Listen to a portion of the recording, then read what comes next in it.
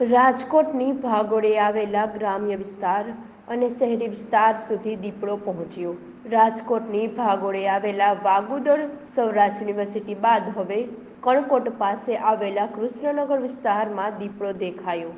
ગઈકાલે સ્થાનિકોએ વન વિભાગને જાણ કરતા વન વિભાગ ટીમ પહોંચી હતી। વન વિભાગ દ્વારા કૃષ્ણનગર પાસે પાંજરા મૂકવામાં આવ્યા। છેલ્લા 10 દિવસથી ફોરેસ્ટ વિભાગના અધિકારીઓ દ્વારા દીપડાની શોધખોળ કરવામાં આવી રહી છે।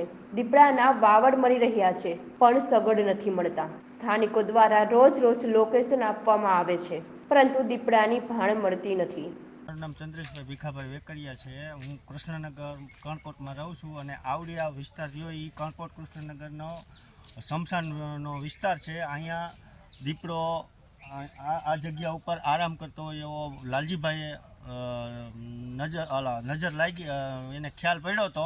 પછી લાલભાઈ વંડો ઠેકી અને બહાર જઈ અને પછી ફોરેસ્ટવાળાને બોલાવી અને પછી પોલીસવાળાને બોલાવીને અંદર પિંજરું મુકાવ્યું, પણ દીપડોના સગર ન મળતા અહીંયા વધારે વૃક્ષોના પાનના હિસાબે એના સગર મળતા નથી, પણ પિંજરું મૂકી અને ફોરેસ્ટવાળા આખી રાત રોકાણ હતા।